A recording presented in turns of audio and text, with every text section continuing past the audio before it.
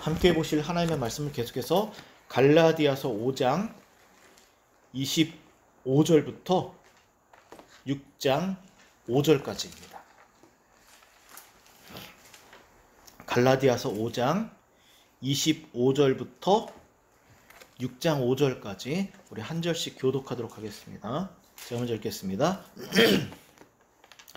만일 우리가 성령으로 살면 또한 성령으로 행할지니 헛된 영광을 구하여 서로 노엽게 하거나 서로 투기하지 말지니라.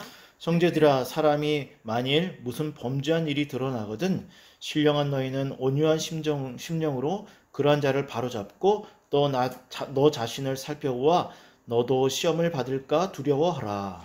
너희가 짐을 서로 지라. 그리하여 그리스도의 법을 성취하라. 만일 누가 아무것도 되지 못하고 된 줄로 생각하면 스스로 속임이라. 각자 자기의 일을 살피라. 그리하면 자랑할 것이 자기에게는 있어도 남에게는 있지 아니하리니. 함께 읽겠습니다. 각각 자기의 짐을 질 것이라. 아멘. 네. 광고에도 말씀드렸듯이 계속해서 성숙한 그리스도인의 삶이란 주제 안에서 특별히 지금은 갈라디아서의 말씀을 통해서 성령의 열매가 무엇인지에 대해서 말씀을 살펴보고 있습니다. 지난주에 살펴봤던 성령의 열매, 그 9가지 설명의 열매 중에서 저는 특별히 이 사랑의 중요성에 대해서 말씀을 살펴보았고, 또한 더불어서 예수 그리스도의 사람들, 우리는 어떤 사람들인가? 바로 우리의 육체와 정욕과 탐심을 십자가에 못 박은 사람들이라 라는 그런 말씀을 여러분들과 함께 말씀을 나누었습니다. 저는 말씀을 마무리하면서 성령의 열매를 맺기 위해서 그러면 어떻게 해야 되는가? 많은 방법들이 있지만 그 중에서도 저는 요즘에 계속 특별히 제 자신이 계속해서 깨달은 것들, 바로 그것은 하나님이 우리에게 베풀어 주신 이 은혜의 방편들, 바로 하나님의 말씀을 우리의 삶에 적용하고 또 말씀을 붙잡고 기도하고 또한 하나님을 예배하고 깨닫는 이런 것들, 이 은혜의 방편들을 소중하게 여기는 것, 이것들이 너무 중요하다라고 여러분들에게 계속 말씀을 드리고 있습니다. 제가 강조하는 이유, 그것은 바로 제 자신이 이 은혜의 방편들이 우리가 생각하는 것보다 더 소중하다라는 것을 제가 더 많이 마음속 깊이 깨닫고 있기 때문에 여러분들에게 더 강조하는 것입니다. 하나님이 우리에게 베풀어 주신 이 은혜의 방편들을 적극적으로 사용하고 의지하는 것, 이것이 바로 성숙한 그리스도인으로 살아갈 수 있는 지름길이라는 것을 우리가 정말 깨달을 수 있었으면 좋겠습니다. 오늘 저는 계속해서 아마 한 주 더 이 성령의 열매에 대해서 말씀을 전해야 될 것 같은데, 오늘은 제가 특별히 이 성령의 열매를 맺는 방법에 대해서 잠시 더 말씀을 드리고, 그리고 단순히 그냥 성령의 열매가 무엇인지만을 말씀드리는 것이 아니라, 그런 구체적으로 우리의 삶 가운데서 성령의 열매가 어떻게 드러나야 되는지 그 구체적인 현상, 증거들, 실체들에 대해서 한 2주 정도 더 여러분들과 말씀을 나누려고 합니다. 제가 이 구체적인 실체적인 어떤 현상에 대해서 말씀드리려고 하는 이유는 무엇이냐면, 성경이 문맥의 흐름을 통해서 보면 성경이 단순하게 그냥 성령의 열매 9가지가 있으니까 이것을 맺어라 라고 그렇게 끝나는 것이 아니라, 이 이야기가 끝난 다음에 실제적인 이야기를 하고 있다는 것입니다. 성경 문맥의 흐름이 실제적인 이야기를 하고 있기 때문에 우리도 이 말씀을 따라서 실제적으로 우리가 어떻게 살아가는 것이 정말 성령의 열매를 맺는 것인지 말씀을 살펴보고 우리의 삶에 적용하는 방향으로 이렇게 나아가도록 하겠습니다. 그럼 이제 먼저 우리가 읽었던 25절 말씀을 다시 한번 더 읽어보도록 하겠습니다. 25절입니다. 시작. 만일 우리가 성령으로 살면 또한 성령으로 행할지니. 네, 24절까지는 성령의 열매, 그리고 성령의 열매를 맺기 위해서 어떻게 살아가야 되는지 그런 이야기를 했다면, 25절에서 조금 더 한 발짝 나아갑니다. 바로 25절에서는 만일 우리가 성령으로 살면 또한 성령으로 행할지니 라고 하면서 좀 더 실천적인 방향으로 지금 이야기가 흐르고 있다는 것을 우리는 알 수 있습니다. 특히 25절을 보면 성령으로 행하라 라는 것을 볼 수가 있죠. 그냥 내가 하는 것이 아니라 내가 무엇인가를 행할 때 나는 항상 성령님과 함께 성령으로 행해야 된다는 것입니다. 그럼 우리 18절 말씀, 5장 18절 말씀을 한 번 더 읽어보도록 하겠습니다. 5장 18절입니다. 시작. 너희가 만일 성령의 인도하시는 바가 되면 율법 아래에 있지 아니하리라. 네, 25절에서는 성령으로 행하라 라고 그렇게 이야기가 되어져 있고 18절에서는 뭐라 그러냐면 성령의 인도를 받아라 라고 이야기를 하고 있습니다. 자, 제가 오늘 이 이야기를 하려고 하는 이유는 무엇이냐면 서두에서 말씀드렸던 것처럼 그러면 어떻게 하면 우리가 성령의 열매를 맺을 수 있는가, 그 방법론에 대해서 이야기를 한다라고 그랬잖아요. 이 방법론입니다. 성령으로 행하고 성령의 인도를 받는 것이 무슨 의미인지 알 때 비로소 우리가 이 말씀들을 삶에 온전히 제대로 말씀대로 적용할 수 있게 된다라는 것이죠. 자, 그럼 이제 이 말씀의 의미를 살펴보도록 하겠습니다. 여러분들이 잘 알고 있는 것처럼 성령 하나님은 우리의 삶을 인도해 가시는 분이십니다. 우리의 삶을 인도해 가시는 분이십니다. 그러면 성령 하나님께서 우리의 삶을 인도해 가실 때 우리는 무엇을 해야 되는가? 우리는 바로 18절에서 인도해 가신다면 25절로 넘어와서는 바로 성령의 열매의 그 문맥 가운데서 이야기하고 있는 거잖아요. 바로 실천적인 이야기를 하고 있는 것입니다. 우리는 바로 무엇을 하는 것이냐면 성령 하나님께서 우리에게 방향을 제시하시고 길을 보여주실 때 우리는 그 방향과 길대로 행하는 일을 하는 것입니다. 행하는 것. 우리는 여기서 매우 중요한 원리 두 가지를 깨달을 수 있게 되는데 그것은 무엇이냐면 성령 하나님은 인도를 하시는 분이시고 우리는 그 인도하시는 대로 따라가는 일을 한다라는 것입니다. 따라가는 일. 두 가지로 분류가 되는 것, 구체화되는 것이죠. 성령 하나님께서는 우리를 인도해 가실 때 우리는 그 인도하시는 대로 따라가는 것을 하는 것입니다. 이것은 매우 중요한 사실입니다. 왜냐하면 간혹 우리는 성령 하나님께서 우리를 인도해 가시는 것뿐만 아니라 우리가 행할 수 있도록 우리 안에서 무엇을 구체적으로 막 미시고 막 무엇을 하신다라고 그렇게 생각을 할 수 있습니다. 물론 성령 하나님께서는 우리를 인도해 가실 뿐만 아니라 우리를 동기부여하시거나 어떠한 역할을 통해서 우리를 행할 수 있도록 일을 하시는 건 맞습니다. 하지만 오늘 말씀을 통해서 보면 행하는 것은 우리의 몫이라, 전적으로 우리의 몫이라는 것입니다. 우리의 몫. 우리가 하지 아니하면 아무리 성령 하나님께서 인도하신다 할지라도 우리는 그것을 할 수 없다라는 것이죠. 제가 왜 이렇게 말씀을 드리냐면 문맥의 흐름이 그것을 이야기하고 있기 때문이라는 것입니다. 우리 서두에서도 전에 몇 주 전에도 이야기했지만 우리 안에서 전쟁이 일어난다라고 했습니다.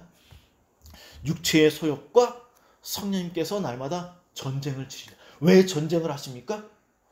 우리가 하려고 하지 않거나 육체를 따라서 살려가면서 성령님을 거부하기 때문에 전쟁이 일어나는 것이죠. 바로 성령을 따라서 행하지 아니할 때 전쟁이 일어난다는 것입니다. 그래서 성령 하나님께서 인도해 가실 때 우리가 전적으로 그분을 믿고 행하는 것, 이것이 매우 중요하다는 것입니다. 그러면 이 행한다는 것이 구체적으로 좀 더 무엇을 의미하는지 계속해서 말씀을 살펴보도록 할 텐데 성령 하나님이 그리스도인을 인도해 가신다라는 의미와 행동한다라는 의미에 대해서 좀 더 여러분들이 알게 되면 왜 하나님께서 인도해 가시고 우리가 행해야 되는지 알 것입니다. 5장 18절에서 말씀하고 있는 이 인도하신다라는 이 의미는 무엇이냐면 여러분들 시편 23편이라든지 아니면 요한복음을 통해서 주님은 우리는 주님의 양이고 주님은 우리의 목자라는 것을 우리가 알 수 있습니다. 여기 이 인도하신다라는 것은 바로 목자이신 주님이 어린 양인 우리를 이끌어 가실 때 사용하는 말입니다. 좀 더 구체적으로는 실제적으로 목자가 목동이 양을 이끌어 갈 때 사용하는 말이 인도하다라는 말입니다. 목자는 언제나 양에게 신선한 풀을 뜯어 먹이기 위해서 한 곳에서 풀을 다 먹게 되면 다른 풀밭을 살펴보고 그곳으로 양을 이끌어가는 게 목자의 일입니다. 이처럼 18절에서 언급하는 이 인도는 목자가 양에게 풀을 공급하기 위해서 인도에 가는 게 바로 인도라는 것입니다. 그리고 목자가 양을 인도에 갈 때 양은 어떻습니까? 목자가 양을 업어서 데려갑니까? 안아서 끌고 갑니까? 목자가 양에게 목에 줄을 매서 끌고 갑니까? 절대로 그렇지 않습니다. 양은 목자가 양을 이끌어갈 때, 저 목자가 나에게 풀을 줄 것이고 또 쉴만한 물가로 인도에 가실 거라 하는 확신을 갖고 양은 목자를 따라간다라는 것입니다. 이것이 바로 성령으로 행한다라는 의미입니다. 목자는 목자의 몫이 있고 인도는 목자의 몫이고 행동은 우리의 몫이라는 것입니다. 만약 양이 목자를 믿지 못하거나 다른 이유로 인해서 행동하지 않게 되면 누구의 손해입니까? 목자에게도 손해를 하지만 우리 양에게는 생명과 직결된 물과 풀을 공급받는데 매우 큰 어려움을 겪게 된다는 것입니다. 그래서 손해는 우리가 본다는 것이죠. 그리고 우리 안에 전쟁이 일어난다는 의미입니다. 지금 이 문맥의 흐름을 이것을 우리에게 말하고 있는 것입니다. 이것이 바로 이와 같은 원리가 18절과 25절이 우리에게 말씀하고 있는 내용이라는 것입니다. 성령님께서는 언제나 말씀을 통해서, 특별히 이 말씀을 통해서 우리를 인도하시는 분이십니다. 그런데 우리가 하나님의 말씀을 멀리하고 육체의 욕심을 따라서 만약에 산다면, 그리고 살려고 할 때 우리는 분명히 어려움을 겪게 된다는 것입니다. 하지만 성령 하나님께서는 이럴 때마다 말씀을 통해서 아니면 우리 마음속에서 그렇게 살면 안 돼! 라고 말씀하신다는 것입니다. 그러면 제가 지난주에 뭐라고 말씀드렸습니까? 그때 우리도 그 음성을 따라서, 이 말씀을 따라서, 깨달은 말씀을 따라서 우리 스스로 안 돼! 라고 거부할 수 있는 그러한 마음의 자세가 우리에게 필요하다라고, 그것이 바로 말씀을 우리의 삶에 구체적으로 적용하는 삶의 적용이라고 그렇게 여러분들에게 말씀을 드렸습니다. 성령 하나님은 언제나 하나님의 말씀과 우리의 마음속에서 육체의 소욕과 반대되는 하나님의 뜻들을 우리 안에 계속해서 주장하시는 일들을 하고 계시는데, 이것이 바로 성령 하나님의 인도하시는 방식이라는 것입니다. 이때 우리는 분명히 예배 시간의 말씀을 통해서든 아니면 여러분들의 그 개인적인 묵상의 시간을 통해서든 여러분들은 이 내용들을 깨닫습니다. 깨닫는 것이 바로 인도함을 받는 것입니다. 인도함을 받는 것. 그러면 이때 여러분들의 몫이 있죠. 바로 행동하는 것. 성령으로 행동하는 것. 이것이 바로 성령으로 사는 것입니다. 이것은 전적으로 우리의 몫이라는 것입니다. 우리의 몫. 존 스토트는 이 부분을 주의하고 또 해석하면서 이렇게 말을 했습니다. 성령 하나님께서는 우리가 어디로 가야 할지 길을 보여주시는 안내자이실 뿐만 아니라, 그는 놀랍게도 이 말씀을 해석하면서 주의하면서 우리가 믿고 따라가야 할, 우리의 발로 한 걸음 한 걸음 밟아야 하는 길 그 자체라고 말을 했습니다. 다시 말씀을 드리겠습니다. 성령 하나님이 우리가 걸어가야 할 그 길 자체라는 것입니다. 성령 하나님은 말씀을 통해서 우리가 어디로 가야 될지 우리를 인도하실 뿐만이 아니라 이 말씀이 우리가 걸어가야 될 그 길 자체라는 것입니다. 우리가 발걸음을 내디딜 때 우리의 발은 어디에 내디뎌야 되냐면, 우리의 착지가 어디여야 하냐면 바로 성령 하나님의 그 길, 말씀의 길, 성령 하나님을 한 걸음 한 걸음 밟는 것입니다. 성령 하나님께서 먼저 가시면 우리는 그 발 그대로 따라가는 것. 그래서 성령 하나님께서는 우리가 걸어가야 될 그 길 자체라는 것입니다. 따라서 우리가 그 길을 벗어나게 되면 우리는 온전히 행동하지 못하게 된다라는 것입니다. 성령 하나님이 우리가 걸어가야 할 그 길이라는 말씀의 의미, 이것은 또한 우리가 성령 하나님과 함께서 함께 조화를 이루는 것을 말합니다. 함께 길을 가기 위해서 마음을 맞추는 것을 말합니다. 이는 마치 사랑하는 연인이 함께 손을 잡고 산책을 하거나 어딘가를 가거나 즐거운 마음으로 여행을 가는 것 같은 의미인 것입니다. 만약 두 사람 중에서 한 사람의 마음이 맞지 않게 되면 분란이 생깁니다. 싸움이 일어납니다. 갈등이 생깁니다. 그래서 조화를 이룰 수 없고 함께 이 길을 걸어갈 수 없게 된다는 것이죠.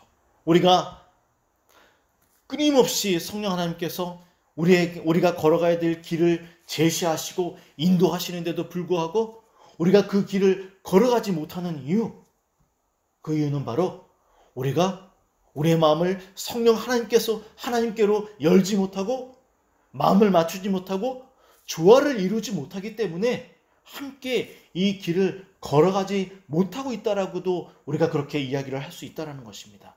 그래서 우리는 언제나 성령 하나님과 조화를 이루는 것이 매우 중요하다는 것입니다. 어떻게 하면 조화를 이룰 수 있는 것인가? 주께서 우리를 위해 하신 일을 생각하는 것입니다. 왜 우리가 이 일을 해야 돼? 라고 우리의 마음 안에 그런 생각들이 들 때 주께서 우리를 위해 하신 일을 생각할 때 우리는 겸손해질 수 있다는 것입니다. 그때 우리는 이 말씀을 받아들일 수 있고 조화를 이루게 된다는 것입니다. 그럼 이제 한번 여러분들 생각해 보시기 바랍니다. 그럼 우리는 성령 하나님의 뜻을 알기 위해서 과연 무엇을 해야 하는가? 물론 저는 끊임없이 하나님의 말씀을 묵상해야 된다라고 말씀을 드렸습니다. 그럼 우리는 과연 더 어떻게 하면 더 구체적으로 성령 하나님의 뜻을, 성령 하나님께서 우리의 길을 어떻게 인도하시는 것인지 알 수 있을까? 무엇을 해야만 우리는 성령 하나님의 뜻을 알 수 있을까? 바로 하나님께서 우리의 삶을 위해 마련해 놓으신 이 은혜의 방편들을 우리의 삶에 가까이 하는 것이고 적극적으로 사용하는 것입니다. 매우 적극적으로 이 은혜의 방편들을 사용하는 것입니다. 이것을 사용하고 그리고 특별히 이 예배를 사모하는 것. 예배는 분명히 여러분들이 개인적으로 말씀을 묵상하는 것보다도 몇 배 더 깊이 하나님의 말씀을 깨달을 수 있는, 가장 적극적으로 하나님의 뜻을 깨달을 수 있는 시간들입니다. 그래서 우리는 언제나 하나님의 말씀을 더 깊이 깨달을 수 있는, 내 개인적인 시간들보다 더 깊이 깨달을 수 있는 이 예배를 사모하고 준비해야 되고 기도해야 되고 적극적으로 예배 말씀을 사용해야 된다는 것입니다. 붙잡아야 되고 의지해야 된다는 것입니다. 그래야지만 성령 하나님의 뜻을 알 수 있다는 것입니다. 어떻습니까? 성령 하나님의 뜻을 알기 위해서 우리가 엄청나게 어떤 대단한 일을 해야 되는 것은 아닙니다. 하나님께서 우리에게 베풀어 주신 이 은혜의 방편들, 우리가 언제나 늘상 가까이서 사용하는 것입니다. 어떤 대단한 일을 하나님께서 우리에게 엄청나게 큰 대가를 우리에게 하나님께서 요구하는 것이 아니라는 것을 여러분들은 분명히 깨달아야 된다는 것입니다. 여러분들이 날마다 그리고 최소한 일주일에 한 번 여러분들이 경험하는 것들을 더 사모하고 적극적으로 받아들일 때 우리는 비로소 성령의 열매, 하나님의 뜻이 무엇인지 알 수 있게 된다는 것입니다. 여러분들 이 사실들을 깊이 있게 마음에 새기고 또한 붙잡기를 다시 한 번 더 여러분들에게 부탁을 드립니다. 그럼 이제부터는 제가 서두에서 말씀드렸던 것처럼 그럼 과연 우리의 삶에 구체적으로 성령의 열매가 어떻게 드러나야 하는지 구체적인 실체적인 예를 한 2주 정도 걸쳐서 여러분들과 말씀을 나누도록 하겠습니다. 먼저 그럼 이제 이 시간 우리 26절 말씀을 함께 읽도록 하겠습니다. 26절 읽겠습니다. 시작. 헛된 영광을 구하여 서로 노엽게 하거나 서로 투기하지 말지니라. 네, 오늘 우리가 읽었던 5장 25절부터 6장 5절까지의 내용은 어떤 내용이냐면 바로 대인관계에 관한 말씀입니다. 대인관계. 대인관계. 이 대인관계라는 이 말은 두 사람 이상이 만나서 관계를 맺으며 무엇인가를 하는 것을 대인관계라고 말합니다. 이 같은 대인관계는 구체적으로 어디에서 나타나는가? 사업을 하면서 만나는 관계일 수도 있고, 가족 관계일 수도 있고, 남녀의 사랑 관계일 수도 있고, 친구의 관계일 수도 있습니다. 이처럼 두 명 이상이 만나서 무엇인가를 해내는 것, 이것이 바로 대인관계입니다. 따라서 우리는 우리가 살아가면서 행하는 모든 만남, 모든 계획, 모든 행하는 것이 다 대인관계입니다.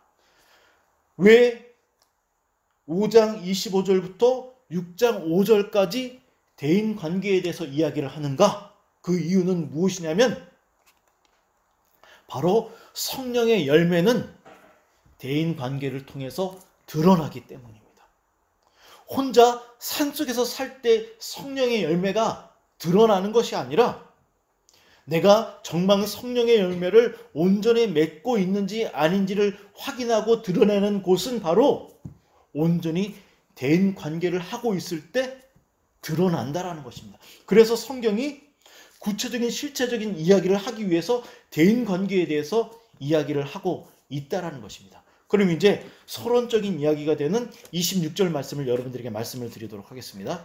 26절의 말씀을 26절의 말씀 보면 이렇게 말을 합니다. 헛된 영광을 구하여 서로 노엽게 하거나 서로 투기하지 말지니라 라고 이야기를 하면서 그 실제적인 이야기를 하고 있는데, 사실 26절 말씀은 해석하기가 쉽지가 않습니다. 그죠? 말이 어렵습니다. 그래서 먼저 26절 말씀이 쉽게 어떤 의미인지 말씀을 드리도록 할 텐데, 먼저 이 투기라는 말은 시기한다는, 시기 질투라는 말입니다. 시기 질투. 그럼 이제 쉽게 말해서 이 말이 무슨 의미냐면, 헛된 영광을 갖게 되면 스스로 자만해지거나 교만해져서 누군가를 무시하거나 우월감에 빠지게 되거나, 반대로 헛된 영광에 빠지게 되면 누군가를 무시하고, 시기하고 질투하게 되어서 열등감에 빠지게 되는 것을 말합니다. 여기는 지금 두 가지를 이야기하고 있습니다. 하나는 자신이 교만해져서 우월감에 빠져서 상대방을 무시하는 것입니다. 또 하나는 잘못된 열등감에 빠져서 자신을 낮게 평가하는 것입니다. 그래서 시기하고 질투하고 열등감에 빠지는 것입니다. 그러면 헛된 영광이 무엇을 의미하는 것인가? 이 헛된 영광이라는 말은 무엇이냐면 자기 자신을 잘못 판단하는 것입니다. 그래서 내가 굉장히 잘난 사람으로 착각에 빠지는 것, 자기 자신을 잘못 평가하는 것이죠. 그래서 나는 정말 잘났어. 왜 그러면 이 문맥에 이러한 이야기를 하고 있는가? 이 이야기는 어떤 문맥의 흐름 속에서 이야기하고 있습니까? 바로 성령의 열매, 은사들을 이야기하고 있죠. 하나님께서는 누구에게나 은사를 주시고 성령의 열매를 맺게 하십니다. 그런데 어떤 사람들은 이 성령의 열매 가운데서 대부분의 많은 사람들이 두 가지 착각에 빠진다는 것을 지금 이야기하고 있는데, 첫 번째는 무엇이냐면 나는 그 누구보다 하나님께서 많은 것을 주셨어. 나는 정말 특별해. 이런 환상과 착각에 빠진다는 것입니다. 그래서 실제보다 자신을 높게 평가해서 다른 사람을 무시하고 낮게 평가하고 자기 자만에 빠지는 것이죠. 자, 이것을 여러분들은 계속해서 문맥의 흐름을 통해서 생각해야 됩니다. 어떤 것입니까? 많은 성령의 열매를 맺고 있지만 이 사람에게는 지금 무엇이 없습니까? 사랑이 없다는 것입니다. 사랑이 없어. 사랑이 없으니까 잘못된 평가를 통하여서 대인관계가 완전히 무너지고 있다는 것입니다. 또 한 사람, 자신을 하나님께서 그에게 많은 것을 주셨습니다. 너무나 귀한 것을 주셨습니다. 그런데 스스로 자신을 너무 낮게 평가합니다. 과소평가합니다. 그렇지 않습니다. 하나님은 여러분들을 위해서 아들이신 예수 그리스도를 주셨습니다. 그뿐만이 아닙니다. 여러분들을 위해서 무한히 날마다 은혜를 베푸시고 여러분들을 성장시켜 주십니다. 그런데 자신을 낮게 평가합니다. 열등감에 빠집니다. 그래서 좌절합니다. 그리고 자신과 비슷한 사람이 있음에도 불구하고 다른 사람들을 시기하고 질투, 왜 나에게는 이것을 주지 않았을까? 이런 착각에 빠진다는 것입니다. 이것은 다 사랑으로부터 출발하지 못했기 때문에 이러한 것들이 우리에게 발생한다는 것을 지금 말씀이 우리들에게 이야기하고 있다는 것입니다. 일반적으로 자기를 너무 높게 평가해서 자만해지거나 다른 사람을 무시하는 등의 말과 행동을 하거나 반대로 자신을 너무 낮게 평가해서 자신감이 다 사라져서 다른 사람을 시기하고 질투하게 되면 대부분은 대인 관계가 나빠지게 됩니다. 실제로 사회생활을 할 때 이 문제 때문에 대인 관계를 잘못 맺는 것 때문에 회사에서 외톨이가 되거나 퇴사하는 일들을 경험하게 됩니다. 악화되는 것이죠. 저는 지난 주말에 성령의 9가지 열매 중에서 좀 전에 말씀드렸지만 사랑이 정말 중요하다라고 말씀을 드렸습니다. 이것이 바로 그 이야기를 한다라는 것입니다. 사랑으로 자신의 은사를 사용하지 않는 것입니다. 사랑 안에서 사랑으로 자신의 은사를 사용하지 않는 것입니다. 이것이 얼마나 중요한 것인지. 그럼 이제 과연 우리 그리스도인들은 어떤 방식으로 다른 사람들과 관계를 맺어야 하는가?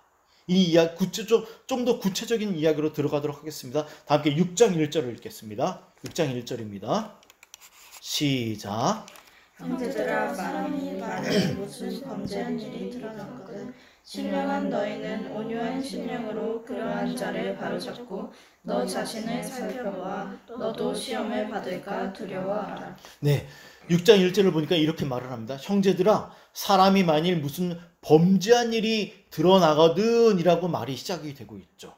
이 말씀에 의하면 1절 말씀에 의하면 지금 교회 안에 누군가가 죄를 지었는데 그가 범죄의 현장에서 발각됐다라는 것입니다.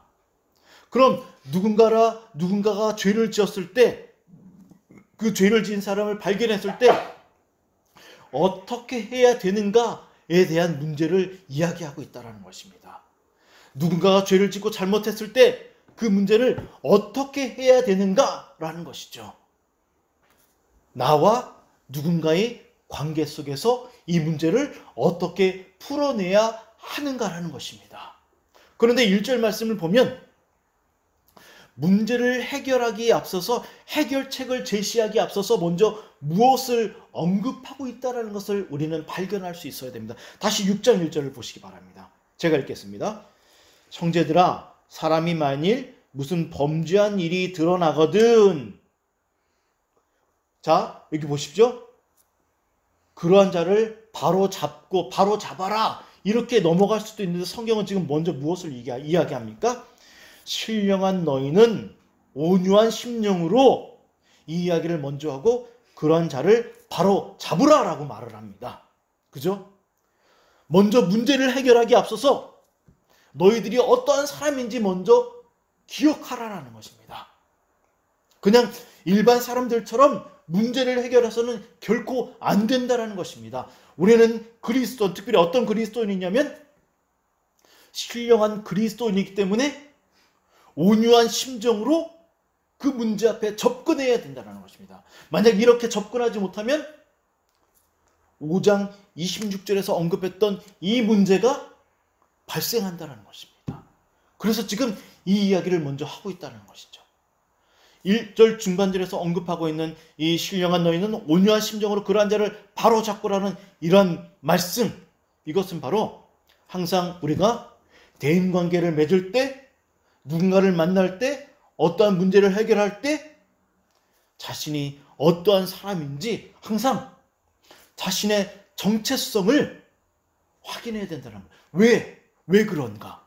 보통 일반적으로 사람들은 갑자기 무슨 일이 발생하게 되면 그 문제에 집중하게 됩니다. 그리고 빨리 그 문제를 해결하려고 합니다. 그죠?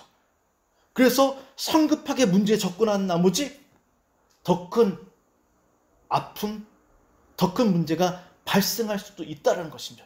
그래서 그 문제를 해결하기 앞서서 나의 정체성이 무엇인지를 먼저 기억하고 그 문제를 해결해야 된다는 거죠. 그럼 신령한이라는 말은 무엇인가? 이것은 바로 쉽게 말해서 이런 의미입니다. 너희들은 성숙한 그리스도인이다. 너희들은 성령께서 인도하시는 그리스도인이다. 너희들은 성령께서 인도하시는 성령의 열매를 맺는 성숙한 그리스도인이라는 것을 잊지 말아야 된다. 따라서 그러한 정체성을 갖고 이 문제를 해결해야 된다는 것입니다. 이 문제는 우리가 맺는 모든 대인관계 안에서 이 정체성으로 우리는 사람들과의 만남을 가져야 한다는 것입니다. 팀 켈러 목사님은 신령한 그리스도인답게 행하기 위해서는 항상 어떤 우리가 문제의 상황과 만나게 될 때 먼저 우리는 이러한 일을 해야 된다라고 이야기했는데, 그는 무슨 이야기를 하냐면 바로 먼저 자기 자신에게 복음을 전해야 된다라고 그는 이야기했습니다. 다시 말씀드립니다. 항상 우리가 어떤 문제를 만나게 되거나 어떤 문제를 해결하게 될 때 먼저 우리는 무슨 일을 해야 되냐면 항상 우리 자신에게 복음을 전해라 라고 그는 그렇게 이야기를 했습니다. 저는 자기 자신에게 복음을 전해라라는 이 글을 읽고 저는 한동안 깊이 생각을 했습니다. 왜냐하면 이 자기 자신에게 복음을 전해라는 이 말이 저에게 너무나 깊이 다가왔기 때문입니다. 저는 기회가 있을 때마다 복음을 묵상하고 있고 어떻게 하면 복음을 십자가를 더 잘 전할 수 있을까 고민을 하는 사람 중에 한 명입니다. 그런데 팀 켈러 목사님은 단순히 복음의 의미를 묵상하는 것에서 끝나는 것이 아니라 자기 자신에게 적극적으로 복음을 전해야 한다는 것입니다. 복음을 전한다는 이 의미, 이것은 무엇이냐면 단순히 그냥 예수님이 나를 어떻게 사랑하시는지에 대해서만 멈추는 것이 아니라, 예를 들어서 누군가가 나를 감정적으로 불편하게 하거나 어렵게 하거나 무시할 때 상대방이 나를 어떻게 대하는 것이 중요한 것이 아니다라는 것입니다. 그것이 중요한 것이 아니라 그것보다 더 중요한 것이 있는데, 그 상황 속에서 내가 그 문제 앞에서 내가 마음을 지킬 수 있는 것은 무엇이냐면 바로 하나님이 나를 얼마나 사랑하시는지, 어떤 방식으로 나를 사랑하시는지 나에게 복음을 전해야 된다는 것입니다. 그래야지만 시험에 빠지지 않을 수 있고 낭망하지 않을 수 있고 그리고 이겨낼 수 있다는 것입니다. 하나님이 나를 사랑하시고 나를 인정하시고 나를 의롭다 하시고 나에 대한 기대가 크시다라는 것을, 나를 정말 인정하신다라는 것을 깨닫게 될 때 그 모든 실망감 앞에서 그 복음의 능력 때문에 그 모든 상황을 이겨낼 수 있다라고 그렇게 이야기한다라는 것입니다. 그래서 우리는 언제나 수시로 자기 자신에게 복음을 전해야 한다라는 것입니다. 여러분 자신에게 복음이 무엇인지 복음을 전해야 한다라는 것입니다. 말씀을 마무리하면서 여러분들에게 이렇게 말씀을 전하고 있습니다. 특별히 이번 한 주간 고난 주간입니다. 고난 주간이기 때문에 여러분들 분명히 이번 고난 주간을 어떻게 보내는 것이 합당한지 분명히 고민하게 될 것입니다. 여러분들 고난 주간 앞에서 먼저 주님이 나를 위해 하신 일들을 묵상하시고 그리고 자기 자신에게 적극적으로 복음을 전하십시오. 그래서 자기 자신이 얼마나 귀한 사람인지, 하나님께서 나를 얼마나 귀하게 여겨주시는지 묵상하십시오. 그래서 그 은 앞에서 감사하며 감격하면서 함께 예수님과 고난주간을 통과하시고 부활을 준비하십시오. 그렇게 할 때 복음이 우리들의 삶 앞에서 능력이 되어서 여러분들의 삶에 성령의 열매를 맺게 하신다는 것을 믿으시기 바랍니다. 다 함께 기도하도록 하겠습니다.